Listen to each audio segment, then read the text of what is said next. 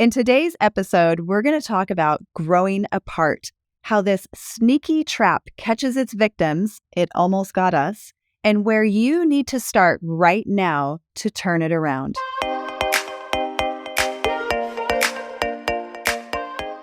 Welcome to the first episode of Master Your Marriage, where we're really excited to dive into our favorite topic, marriage. This podcast has been a long time in the making, a couple of years actually, and it's finally here, and we're just so grateful and excited to build this community with you.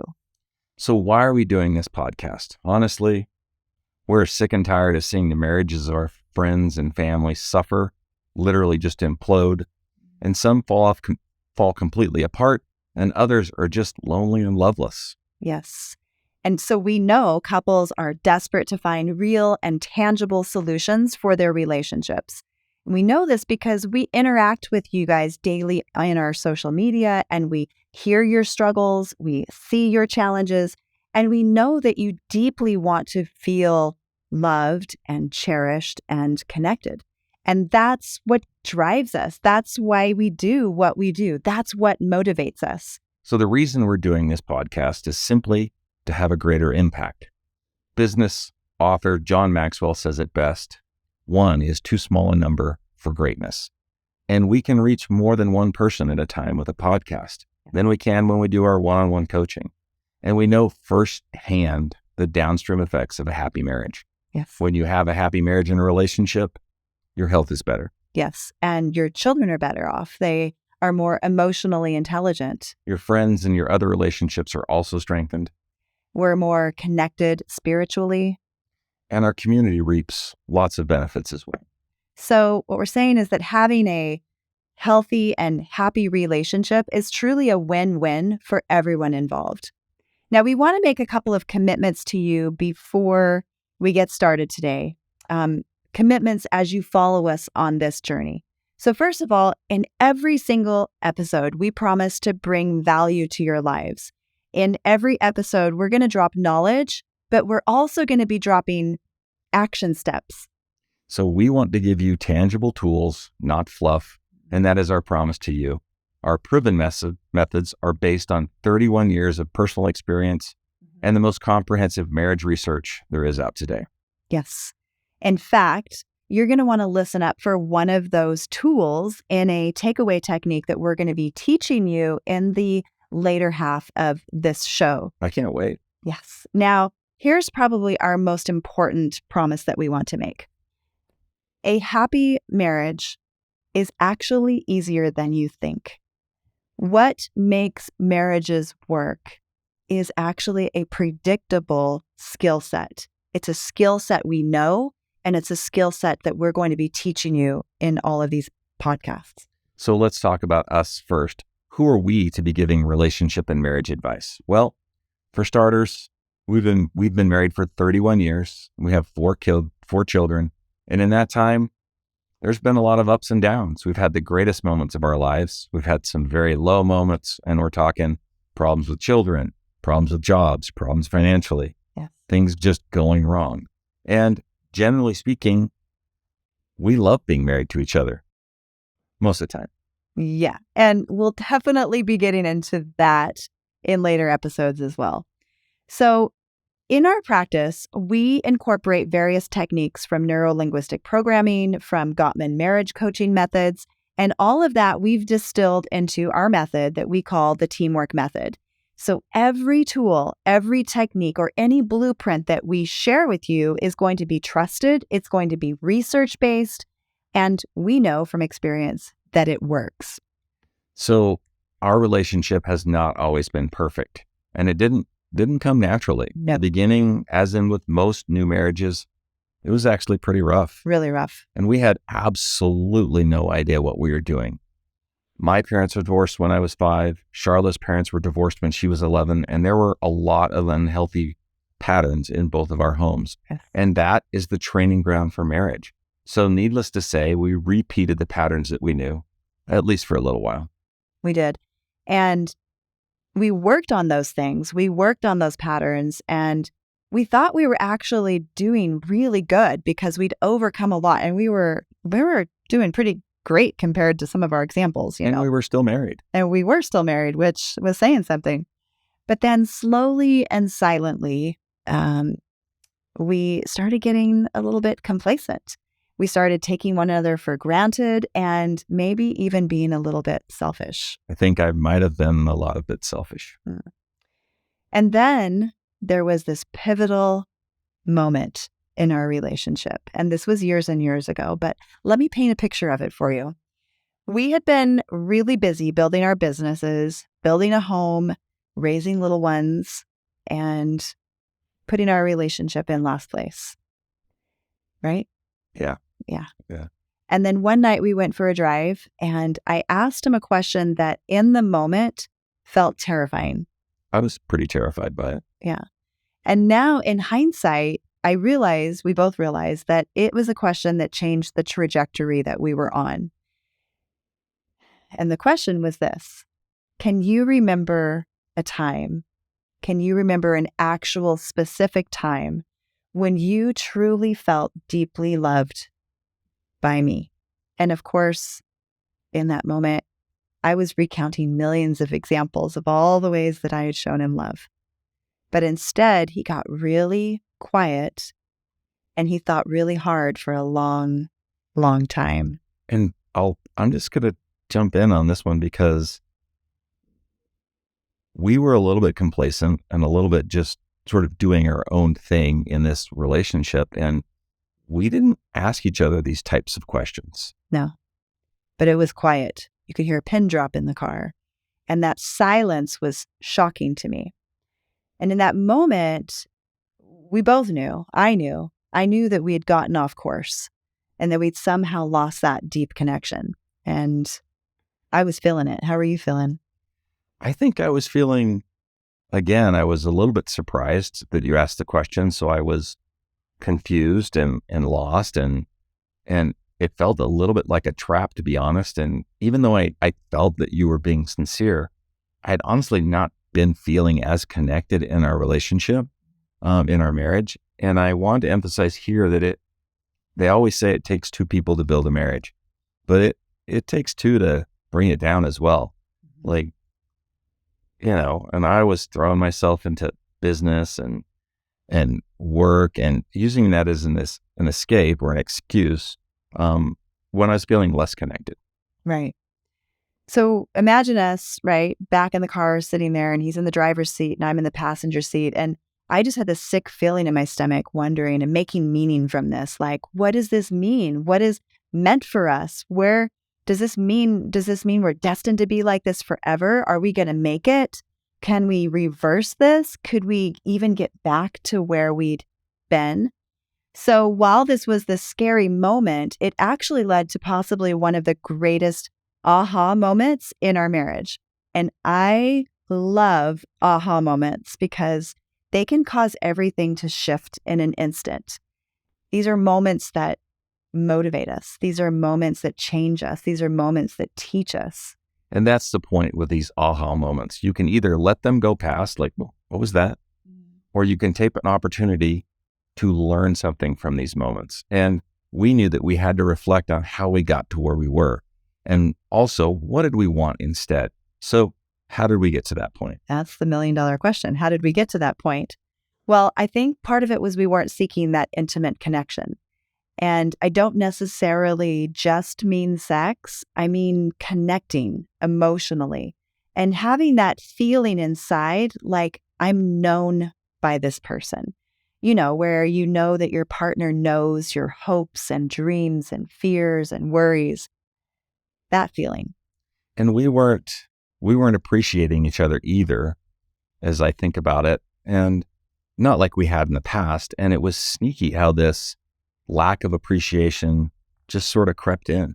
In fact, we've talked about this since. It was like I almost had this attitude myself that he's so lucky to have me, instead of, wow, I am so lucky to have him. And I remember back when we were dating and first married, and I had that feeling. I felt so lucky to be with him. And somewhere over, time, that script in my mind flipped. And I hadn't even really realized it. And as you talk about it, I remember, and each of you can kind of think back about when you first got together, about how you just felt like you had just hit the lottery. And I felt that way with her. And, I think we got to that point because we're putting the kids first. We're putting tasks in the house second. And the kids were in baseball. So that was in third and fourth and fifth place. And where was our relationship? It was 10th or 12th or 20th or whatever.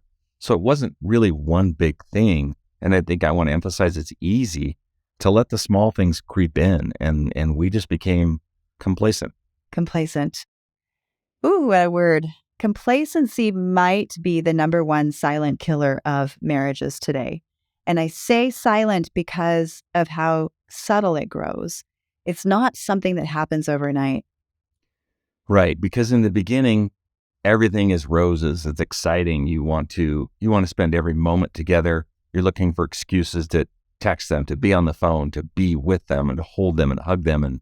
And then you're having all these great conversations, right? Like you're dreaming together, like what could we build? And you think that you've created this relationship that's bulletproof, that nothing could ever happen. And then slowly we just start to turn away from these opportunities to connect one with another. And then one day we think, how did we get here? How did we get here? Yeah. Jordan Peterson, who's an amazing clinical psychologist, says, if you put your kids in first place and the job in second place and baseball and activities and everything else, and you put your relationship in 10th place, you're only ever going to get to the top 5 things, which means you're never going to get to your relationship. Exactly. And you know what this actually reminds me of? This reminds me of the metaphor of the pitcher plant. And the more subtle a trap is, the better it is at catching its victims, right? Always does. Right. So complacency is the subtle trap of marriage that couples don't realize until it's often too late. So have you ever seen a pitcher plant or heard of it? It's this bizarre plant that's shaped like a water pitcher, but it's carnivorous, and it's a plant, but it actually eats flies. And it does this by setting a trap. So it produces this really attractive nectar that brings the flies in. And of course, the fly has no fear of a plant. Why would a fly fear a plant? Fly away. It can just fly away whenever it wants. Exactly. So the fly comes in and it lands on the rim of the plant and it starts to lap up this delicious nectar. But it wants more. So it starts to venture deep, deep into the plant. And inside, the walls of the plant are steep and they're slippery and they're dangerous, and the fly begins to lose its grasp. But even though it's incredibly dangerous for the fly at this point, that nectar just tastes so good, too good to turn back. So good. And by the time the fly realizes that it's in trouble, it's too late. It falls into the digestive juices at the bottom of the pitcher, and it's gone forever. Isn't it interesting how our relationships can be a little bit like that? Can they not? They can. Yeah. So can you guys relate? There's some interesting data that comes from John Gottman's 30 years of marriage research. He studied newlywed couples in this thing he called the Love Lab, where they went in and spent 24 hours just being filmed and recorded and all of their measurements taken. And he studied their behavior towards one another. And one thing they measured was how well they responded to attempts for connection. Within any relationship, partners make hundreds of these little subtle attempts to connect every single day. For example, one of them might say, "Oh, hey, did you see that car that just went by? Did your partner look up? Did your partner even acknowledge you? Or did they just keep scrolling on their phone?" John Gottman measured how many of these attempts were successful and recorded their findings and brought these same couples back 6 years later for a follow-up study. The couples that were still happily married 6 years later had positively responded to their partner's attempts 86% of the time, whereas those who were divorced or living very unhappily responded only 33% of the time. That's a significant difference. That's pretty powerful. Yeah. That tells us a lot about the importance of responding to these attempts for connection. So here's the good news.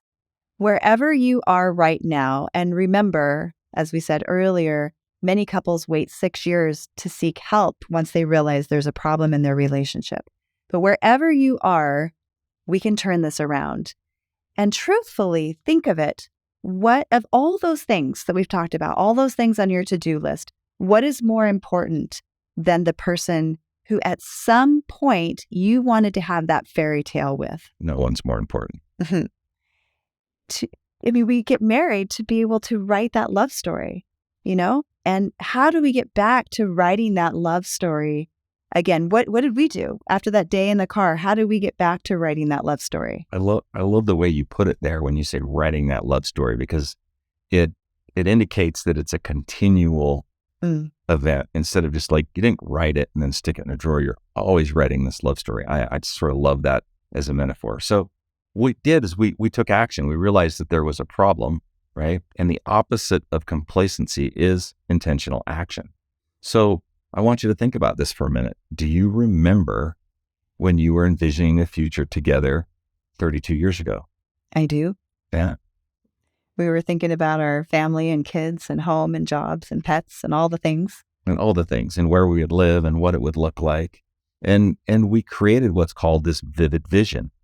And we began to take intentional action towards creating that reality. So the solution to complacency is intentional action. So where does that start? Well, it starts with a decision. A decision. And knowing what you want. And knowing what you want. Right. Now, remember I said earlier that in every episode, we're going to give you one actionable step to go implement right away. Some of you will choose to remain complacent and you'll do nothing. Some of you will stay complacent about complacency. And the rest of you, those who really want to create positive change, you're going to take these challenges 100%. So here's the challenge. This is your opportunity for reflection. It won't take long. Just listen to my voice. Of all of the people in the world, what caused you to decide that this was the person you wanted to spend the rest of your life with? I love this question. This question comes from Virginia Satir, who is the pioneer of family therapy. Let me repeat it. Of all the people in the world, what caused you to decide this was the person you wanted to spend the rest of your life with? Now, maybe you went right back to that moment and you immediately remembered, and maybe you didn't. That's okay. We're going to help you get there right now. Sharla is going to share a visualization technique with you to help you get going. Yes. And just to speak a little bit to the power of visualization, it really is amazing to think that our brains are actually capable of rewiring themselves, which is neuroplasticity, that they're capable of rewiring themselves in response to visualization. But that's exactly what research has shown is possible. So if high-performing individuals like athletes and chess players can use visualization to help them get into their peak performance, then we can certainly use visualization to benefit our relationship, our marriage, and to help us to remember. So are you ready? I'm ready. Let's go. Okay. Now, if you're driving in a car, I want you to stay alert and focused and keep your eyes open and on the road. And we will drop a free download in the show notes for you to come back and grab this visualization later. But for the rest of you, if it is safe for you to do so, I want you to close your eyes. Good. Now, can you remember? Of course you can. Remembering is easy to do. Can you remember a time when you felt so happy to be with your partner? When you felt so lucky to be with your spouse? Can you remember a time? A specific moment in time. That's right. Now go back to that time in your mind and drop down into the memory of feeling so totally lucky. Make sure you're looking through your own eyes. Go back to that time now, looking through your own eyes and see what you saw. Hear what you heard. And really feel all the feelings of being totally happy, in love, and so, so lucky to be with this person, the love of your life. And notice how just visualizing it, you get to feel all those feelings again now, can't you? You remember now how you first felt when you were together. Good. Open your eyes. Let me ask you again, of all of the people in the world, what caused you to decide this person was the person you wanted to spend the rest of your life with? And now you know. As I remember back to the day in the car when we recognized that we had gotten off track, we had to start finding each other again. We needed a shift in perspective. We had to decide to put each other back in first place. I love the saying, when you change the way you look at things, the way you look at things changes. Sometimes that's all it takes. Sometimes it just takes that shift in perspective to see how lucky I am to have him, to see his incredible attributes, to see what's going right in our relationship instead of what's going wrong, to appreciate him and remember why I chose him in the first place. And why I chose her in the first place. Yes. All right, you guys. Go try this process this week. Try the visualization and come find us over on social media. Tell us all about it. And then join us next week for episode 2 because we're going to share our favorite antidote for complacency. Until next time, thanks for joining us.